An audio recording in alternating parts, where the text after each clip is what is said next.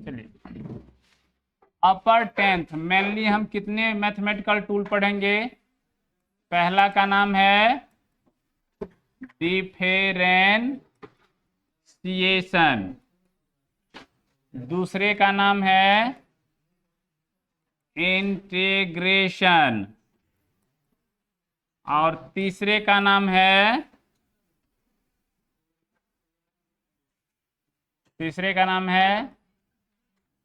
Vector addition. किसको? इसको note करना है तो नोट कर लीजिए, नहीं तो समझ लीजिए कि हम अंडर 10 कितने मैथमेटिकल टूल पढ़े हैं। 4 पढ़े हैं, उसका अच्छे से हमको यूज पता है। कहाँ पे? हाँ, प्लस माइनस मल्टीप्ली, यही ना 4 पढ़े हैं under 10। Vector addition, subtraction and multiplication.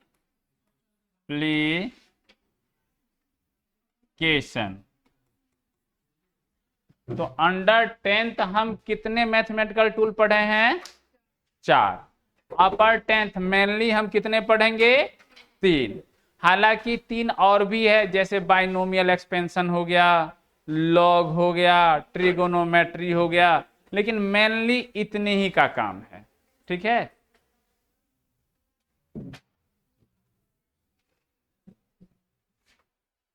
Next में चलें। ये सब तो हाँ, लिखिए।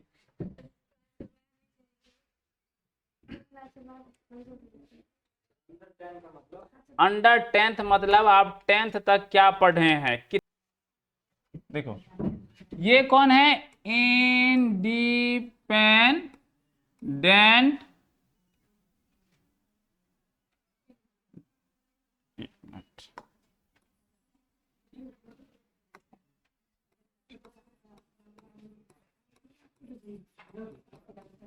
वेरिएबल।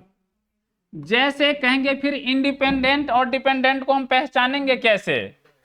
इंडिपेंडेंट और डिपेंडेंट को पहचानेंगे कैसे? तो देखिए, अंडर 10th आप लिखते हैं ना S बराबर UT plus half AT square, लिखते हैं ना कि नहीं लिखते हैं? V इक्वल टू आप क्या लिखते हैं? U plus AT।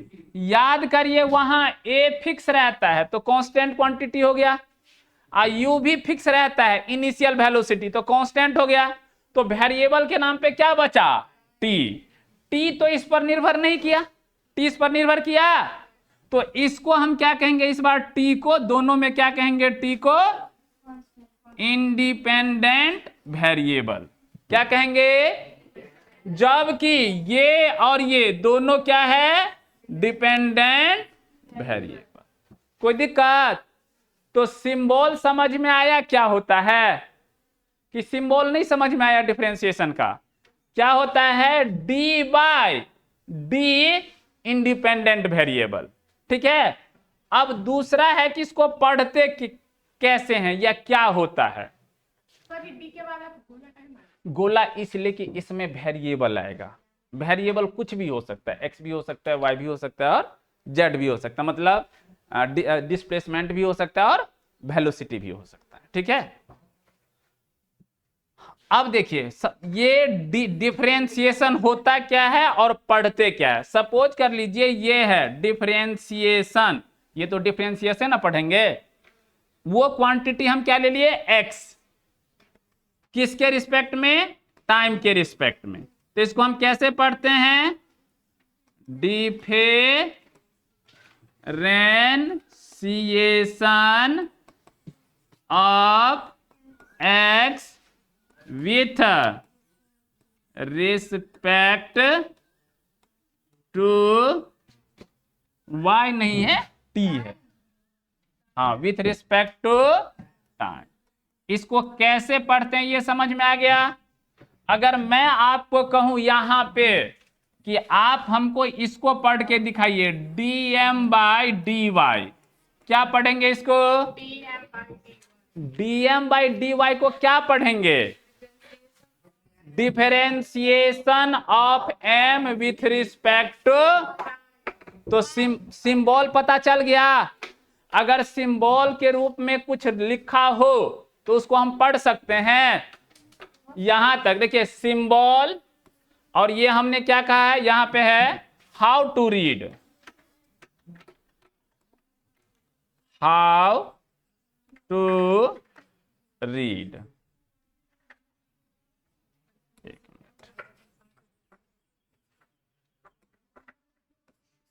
How to read किसको? डिफरेंशिएशन को। किसको? किस क्वांटिटी का? एक्स का। किसका? किसके रिस्पेक्ट में? टाइम के रिस्पेक्ट में। तो दो चीज हमको समझ में आ गए, एक सिंबल और कैसे पढ़ते हैं, दो चीज समझ में आ गया। अब आगे हम जानेंगे क्या होता है, क्यों आता है और कैसे कैलकुलेट करते हैं। यहां तक नोट करिए।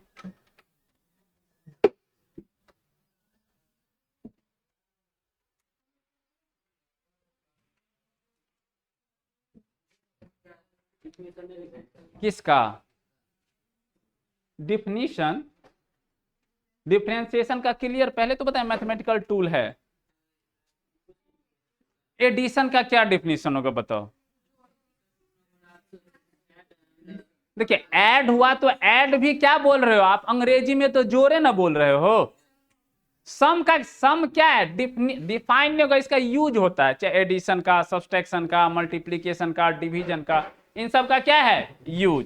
तो हम यूज सिखाएंगे। डिफरेंशिएशन खुद टूल है, उसको क्या हम डिफाइन करेंगे।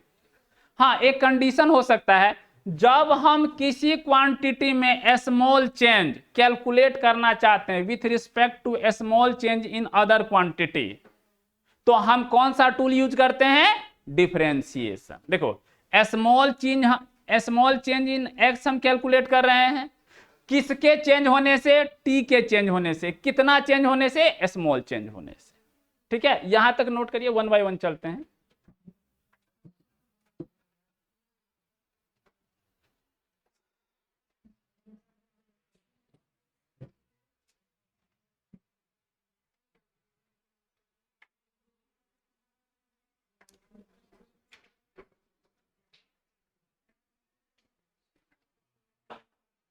इसको एक और भाषा में पढ़ते हैं, rate of change of X. Rate of change of X with respect to time. With respect to time, ये भी पढ़ते हैं हम।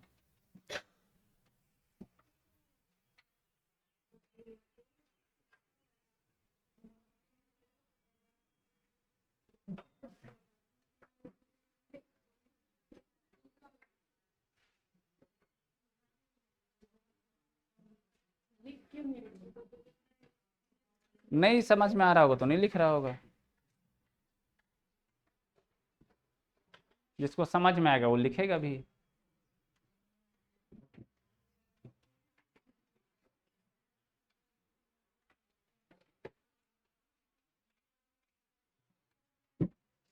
हम अभी तक पढ़े हैं, ये होता क्या है मैथ। देखिए कब आता है, एक सिचुएशन थोड़ा एज्यूम करिए कब आता है। ठीक है, पहले तो क्यों आता है, वाई डिफरेंशिएशन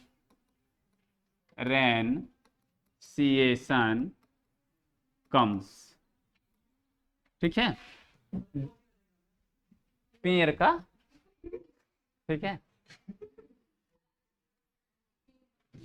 अच्छा ठीक है। अरे सिंबल क्या होता है, कैसे पढ़ते हैं, अब हम पढ़ रहे हैं कि डिफरेंशिएशन क्यों आता है। तो देखिए सपोज कर लीजिए कोई ऑब्जेक्ट अगर आप यहां से यहां गिराएंगे, तो सपोज कर लीजिए कि हाइट कितना है, h, तो क्लियर है टाइम टी लगेगा, लगेगा। अच्छा, अगर हम इस केस में आपको बोले कि इसका वेलोसिटी हमको दीजिए या स्पीड दीजिए, तो अब स्पीड बराबर क्या बोलेंगे, h/t, h/t। तो आपने ये स्पीड मुझे कहां का दिया है, पूरे यात्रा का, पूरे यात्रा का। लेकिन अगर मैं पूछूं कि किसी इंस्टेंट पे, किसी इंस्टेंट पे इसका स्पीड कितना होगा, तो टोटल h/टोटल t से फाइंड आउट होगा नहीं।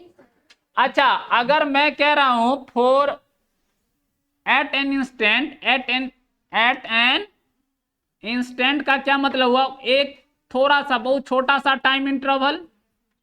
यहां टाइम इंटरवल कितना है, लगभग जीरो, जीरो तो नहीं है लेकिन लगभग जीरो, बहुत कम है, बहुत कम को हम क्या कह सकते हैं, एट एन इंस्टेंट, एक क्षण। जैसे अगर आप थोड़ा सा समझे 10:02 और 10:02 1.0001 सेकेंड, बहुत छोटा सा टाइम इंटरवल है, बहुत छोटा सा टाइम इंटरवल है ना। तो उसी टाइम पे हम कह रहे हैं कि आप हमको स्पीड दो, क्या दो, स्पीड। तो स्पीड के लिए क्या करोगे, उस छोटे से के लिए पूरा टाइम कैलकुलेट करोगे।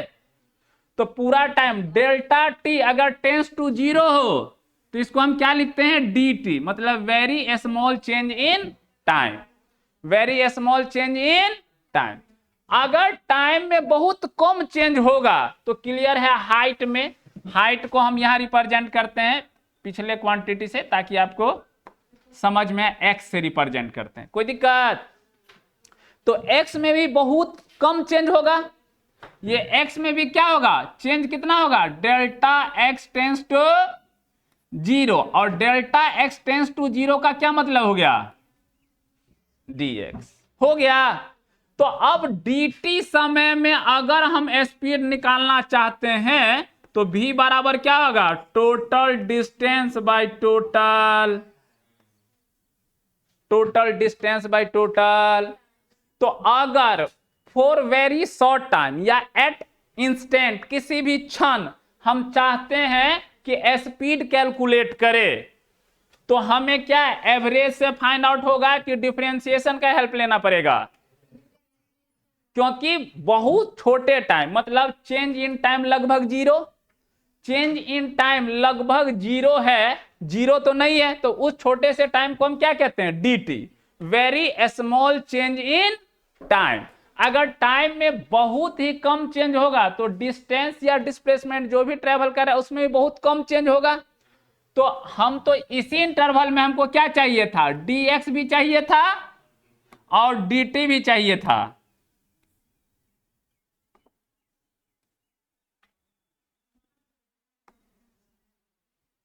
हमको इसी टाइम में क्या चाहिए था, टोटल डिस्टेंस और टोटल टाइम। तो टोटल डिस्टेंस से, टोटल डिस्टेंस में अगर टोटल टाइम से भाग देंगे तो वो क्या, अगर इस कंडीशन में किसको जन्म दे देगा, डिफरेंशिएशन को, किसको। तो क्वेश्चन था व्हाई डिफरेंशिएशन कम्स। तो आपने जो यहां स्पीड निकाला है या वेलोसिटी निकाला है वो किसी मोमेंट पे निकाला है कि पूरी यात्रा के लिए निकाला है, मोमेंट में। मोमेंट को क्या कहते हैं, इंस्टेंटेनियस, क्या कहते हैं, चलो इधर कर,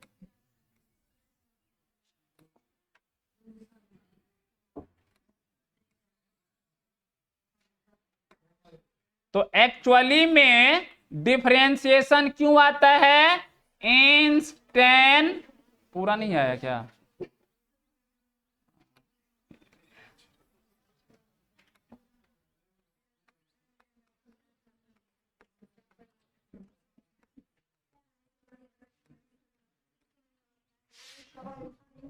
तो डिफरेंशिएशन क्यों आया है, why differentiation comes to calculate instantaneous speed, कहिए वेलोसिटी कहिए, एक्सेलरेशन कहिए, पावर कहिए। कहेंगे बातचीत नहीं करिए, आपको बातचीत नहीं करिए, एटलीस्ट डिस्टर्ब होता है थोड़ा बहुत। देखिए ये डिफरेंशिएशन कोई मोशन का ही नहीं है, सब जगह हो सकता है। अंडर 10th जो आप लोग पढ़ के आए हैं वो एवरेज कैलकुलेशन पढ़ के आए हैं, चाहे आप एवरेज स्पीड पढ़े होंगे, चाहे आप एवरेज पावर पढ़े होंगे। पावर आप क्या पढ़े हैं? पावर इजकल टू क्या पढ़े हैं? Work done by time. Work done by कौन सा पावर पढ़े हैं? Average power. क्या पढ़े हैं? आप देखिएगा जब पहला चैप्टर आप एनसीईआरटी का उल्टाइएगा तो एवरेज का कहीं डिस्कशन नहीं है। वो क्या समझ रहा है बुक कि अंडर 10th आप एवरेज का कैलकुलेशन कैसे होता है, एवरेज का कैलकुलेशन कैसे होता है वो आप करके आए हैं, वो आप करके आए हैं। इसीलिए वो अपनी यात्रा की शुरुआत कहां से किया होगा? इंस्टेंटेनियस से। कहां से? यहीं पे। अगर बहुत छोटा हमको कैलकुलेट करना हो PINS तो क्या हो जाएगा? DW by. तो क्या डिफरेंशिएशन केवल मोशन से रिलेटेड है?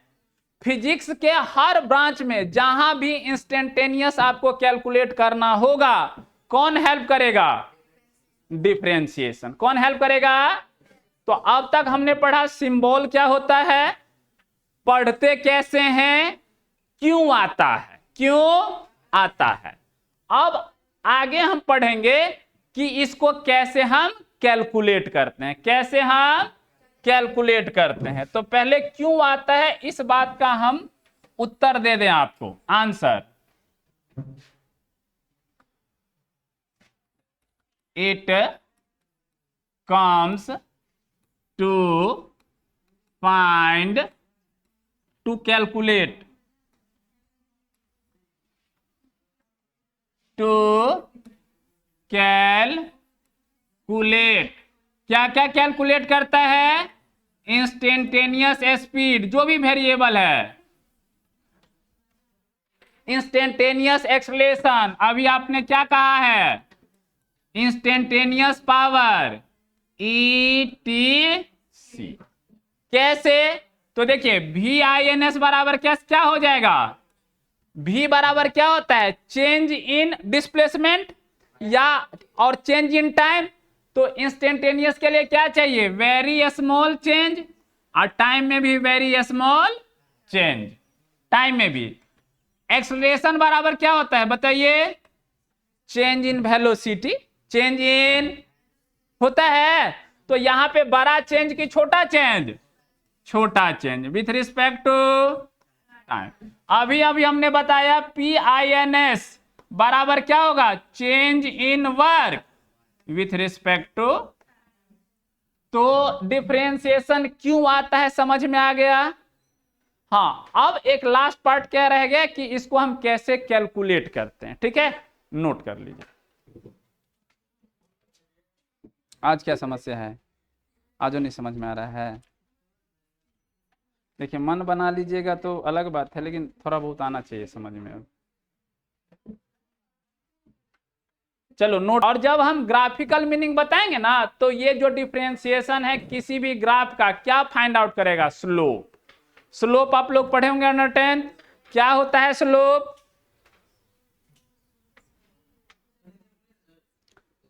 हिंदी में तो उसको ढलान कहते हैं। स्लोप को क्या हिंदी में ढलान कहेंगे? चलिए पहले मीनिंग पढ़ लेते हैं। कितना मीनिंग है इसका? पहला है अलजेब्रिक मीनिंग। देखिए अलजेब्रिक मीनिंग क्या कहता है कि कोई क्वांटिटी में अगर चेंज हो रहा है with respect to other quantity time. जैसे हम इसको ले लेते हैं क्या? भी। क्या ले लेते हैं? भी। और अगर यहां डेल्टा टी टेंस टू क्या हो? 0। डेल्टा टी टेंस टू क्या हो? मतलब दैट इज अगर हम लिमिट लगा दे किस पे कि डेल्टा टी में चेंज कितना होना चाहिए? 0। तो जो ये आपका dx बाई dt है, delta x by delta t है, वो किस नाम से जाना जाएगा? देखो ये tends to change in time लगभग 0 है तो इसको हम क्या कहेंगे? dt। और अगर टाइम में बहुत कम चेंज होगा तो डिस्प्लेसमेंट में भी बहुत कम चेंज होगा, तो इसको हम क्या कहेंगे, dx। क्या कहेंगे, तो इसका मतलब क्या हुआ कि किसी भी दो क्वांटिटी जो एक के रिस्पेक्ट में दूसरा चेंज हो रहा है, एक के रिस्पेक्ट में दूसरा, तो इंडिपेंडेंट वेरिएबल को अगर टेंस टू जीरो कर दे, लिमिट लगा दिए ना, अगर ये बहुत छोटा होगा तो ये भी बहुत छोटा होगा, तो ये किसको जन्म दे दिया है, डिफरेंशिएशन को। किसको जन्म दे दिया है, ये समझाने का मतलब हुआ कि डिफरेंशिएशन dx बाई dt का मतलब हुआ कि टाइम में परिवर्तन कितना है, जीरो। टाइम में परिवर्तन कितना है, और ये कौन सी क्वांटिटी है, delta x by delta t। समझ में आ गया। तो मीनिंग सिर्फ ये है, हमने यहां जो बताया अलजेब्रिक मीनिंग की v बराबर हम इतना जानते हैं, अगर डेल्टा t या चेंज इन टाइम लगभग जीरो कर दे, मतलब हमने लिमिट लगा दिया है, लिमिट लगा दिया, तो ये क्वांटिटी क्या हो जाएगा, dx बाई, तो dx बाई dt अभी हम क्या पढ़ के आए हैं, डिफरेंशिएशन। तो आप इसका मतलब ये हुआ, तो आप इसका मतलब ये भी तो समझ सकते हैं कि नहीं समझ सकते हैं। तो ये क्या हो गया, डिफरेंशिएशन का मतलब limit del t tends to zero, क्या, delta x by delta t. Note करना है तो कर लीजिए, वैसे ज्यादा इसका इंपॉर्टेंस नहीं है, ज्यादा इंपॉर्टेंस है कि हम कैसे करते हैं डिफरेंशिएशन, ठीक है। मीनिंग मैथ में आपको बताएंगे सर, यहां पे आपको सिर्फ ये पढ़ना है कि करते कैसे हैं। मैथ में और डिटेल में मीनिंग बताया जाएगा। क्या अभी आएगा, ये सब खत्म नहीं, ग्राफिकल। अभी तो चार चीज बताएं, सिंबल कैसे पढ़ेंगे, क्यों आता है, मतलब क्या है, सिंबल कैसे पढ़ते हैं, क्यों आया है, और इसका मतलब क्या है।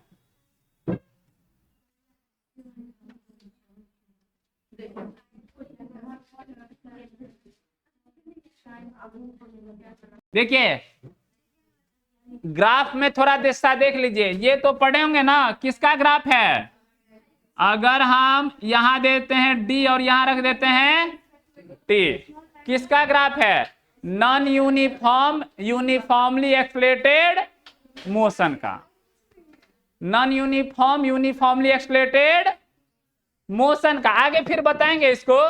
तो इसका जो स्लोप होता है ना, इस स्लोप कौन देता है, dx बाई dt। ग्राफ का स्लोप कौन देता है, डिफरेंशिएशन। ग्राफ का स्लोप कौन देता है, डिफरेंशिएशन। बस यही दो मीनिंग है। अब हम चलेंगे कि कैसे करते हैं।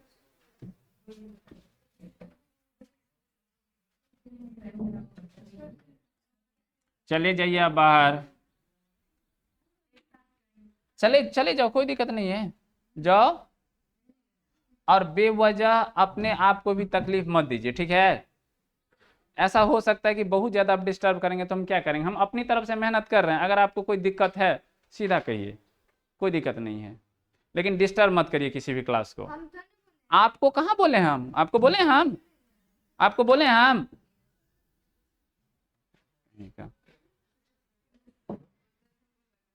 कोई ऐसा नहीं आप ही के पास राइट है, नहीं है, मेरे पास भी राइट है। हम कह सकते हैं कि सर इस बच्चे का बिहेवियर ऐसा है, तो अपने आप, मेरा कहने का मतलब ये है, जहां नहीं समझते हैं ठीक है, कोई दिक्कत नहीं है, नहीं समझते हैं अपने तरफ से हम भरपूर प्रयास करते हैं। अब कहेंगे कि सर हमको खाली, जैसे अभी कई बच्चे कह सर न्यूमेरिकल कब आएगा, आपको न्यूमेरिकल से ही मतलब है, हम लोग काम कर चुके हैं तो हमको पता है कि नहीं, पहले थ्योरी कुछ होना चाहिए, फिर न्यूमेरिकल तो कराएंगे ही, हर में करवाते हैं। पहले थ्योरी होगा फिर न्यूमेरिकल होगा। जैसे एडिशन का साइन होता है वैसे डिफरेंशिएशन का साइन होता है, वैसे इंटीग्रेशन का साइन होता है, वैसे ही वेक्टर कैलकुलस का साइन होता है।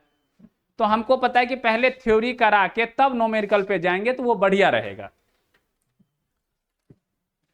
डेट इज डिफरेंशिएशन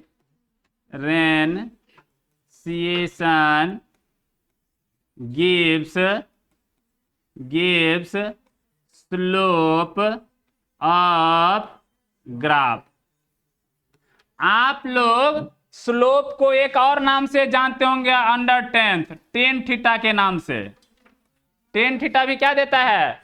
स्लोप देता है। तो अंडर टेंथ में क्या होता है? टेन थीटा क्यों स्लोप देता था? इसको देखिए, अंडर टेंथ में आपको ग्राफ कुछ ऐसा दिया जाता था जिसमें टेन थीटा निकालना काफी आसान है। सपोज कर लीजिए ये डी है और ये टी है, तो यहां से टेन थीटा बराबर perpendicular by base, perpendicular by. लेकिन अपर टेंथ जहां पे आप आए हैं वहां पे इस तरह का ग्राफ नहीं होगा, इस तरह का ग्राफ होगा। तो यहां पे आप चाहकर भी टेन थीटा से स्लोप फाइंड आउट, आपको जब भी स्लोप फाइंड आउट करना होगा कौन सा टूल यूज करना पड़ेगा? इतनी बात समझ में आ गई है? नोट कर लीजिए। अब पढ़ेंगे how to differentiate.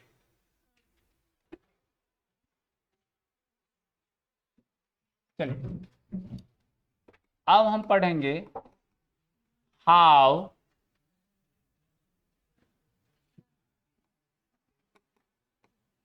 Differentiation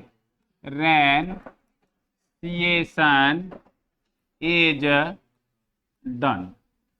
differentiation कैसे किया जाता है, डिफरेंशिएशन का मीनिंग है क्या होता है, इस बात को छोड़ देंगे।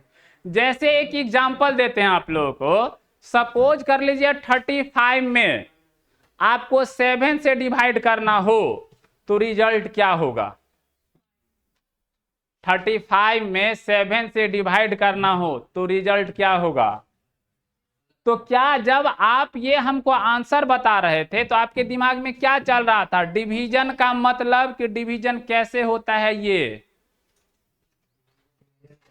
डिवीजन कैसे होता है, ये 35/7 = 5। आप ये नहीं ध्यान दिए हैं कि 35 को 7 से डिवाइड करने का मतलब हुआ 35 को 7 इक्वल पार्ट्स में तोड़ना और उस इक्वल पार्ट्स का वैल्यू कितना है ये बताना। तो सेम वे हमको डिफरेंशिएशन में इससे कोई मतलब नहीं है कि उसका मीनिंग क्या है, उसका मीनिंग क्या है। हमको मतलब है कि डिफरेंशिएशन कैसे होता है। दूसरी बात, जब आप 35 को 7 से डिवाइड किए हैं तो उसके लिए आप शुरुआत में कुछ ना कुछ टेबल पढ़े होंगे। 7 5 जा 35, 7 5 जा या 5 7 जा 35। उसी से ना आप कहते हैं कि सर 7 5 6 35 या 5 7 35। तो जिस तरीके से डिफरेंशिएशन कैसे किया जाता है हमको इससे मतलब है, जैसे डिवाइड कैसे किया जाता था उसी से मतलब था। और डिवीजन करने के लिए हमको टेबल याद करना पड़ता है या दिमाग में रखना पड़ता है। सेम वे डिफरेंशिएशन करने के लिए हमको कुछ रूल दिमाग में रखना पड़ेगा। वो रूल कहते हैं ना कि डिवीजन उतना आपका स्ट्रांग होगा। अगर 2 1 जा से 21 जा तक आपको आता है तो डिवीजन आपका स्ट्रांग होगा, मतलब टेबल आता है तो डिवीजन आपका स्ट्रांग होगा। सेम वे अभी जितने भी रूल लिखवा रहे हैं, अगर ये रूल आपको आएगा तो फिजिक्स के पॉइंट ऑफ व्यू से डिफरेंशिएशन में कहीं प्रॉब्लम नहीं होगा। रिलेट कर पाए बात को? चलिए अब इसके लिए डिफरेंशिएशन के लिए लगभग 5 तरह के फंक्शन होते हैं। फंक्शन 11th में पढ़ाया जाएगा, लेकिन फंक्शन को आप नॉर्मली लेना इक्वेशन। क्या मान के चलना? इक्वेशन। तो देखो कौन कौन सा इक्वेशन हम लिखेंगे फंक्शन, लेकिन आप इसको किसकी तरह ट्रीट करोगे? इक्वेशन की तरह, क्योंकि अंडर 10th आप इक्वेशन से ज्यादा फैमिलियर है कंपेयर देन फंक्शन। जैसे अगर हम पहला लिखे y बराबर कुछ भी कांस्टेंट 5, तो बताओ ये कौन सा इक्वेशन है? कांस्टेंट वाला इक्वेशन है, तो इसको हम कहते हैं कांस्टेंट फंक्शन। अच्छा, अगर मैं y लिखूं 2x² + 3x + 5, तो बताओ ये कौन सा इक्वेशन है? पोलिनोमियल का इक्वेशन। किसका इक्वेशन है? पोलिनोमियल। तो इसको क्या कहेंगे? पोलिनोमियल। क्वाड्रेटिक हो, क्यूबिक हो, बाय क्वाड्रेटिक हो, सब पोलिनोमियल में आ जाएगा। ठीक है, पोलिनोमियल फंक्शन। चलिए अगर y बराबर कोई भी t रेशियो हो, सपोज कर लीजिए sin x, तो ये ट्रिगोनोमेट्री का इक्वेशन है ना, तो इसको हम क्या कहते हैं, टी फंक्शन। 3 हो गए क्या, ट्रिगोनोमेट्रिक फंक्शन का मतलब हुआ कि जो क्या है डिपेंडेंट वेरिएबल है उसका रिलेशन किसके साथ होगा, T ratio with independent variable, T ratio with independent variable. क्या रेशियो क्यों बोल रहे हैं? कहाँ रेशियो बोल रहे हैं, टी फंक्शन बोल रहे हैं, ट्रिगोनोमेट्रिक फंक्शन। वाई रेशियो हम इसका साइन का क्या नाम है, टी रेशियो ना नाम है, ट्रिगोनोमेट्रिक रेशियो नाम है ना, 6 गो ट्रिगोनोमेट्रिक रेशियो आप लोग पढ़ के आए ना, क्या, हाँ 6 यूज होगा, अभी मैंने एक एग्जांपल दिया है, 6 के 6 यूज होगा। फोर्थ है y इजकल टू, आप लोग पढ़े होंगे a के पावर x, जिसको आप लोग एक्सपोनेंशियल इक्वेशन कहते हैं, क्या कहते हैं, एक्सपोनेंट पढ़े होंगे ना, घातांक करनी आप लोग बोलते थे, एक्सपोनेंशियल फंक्शन।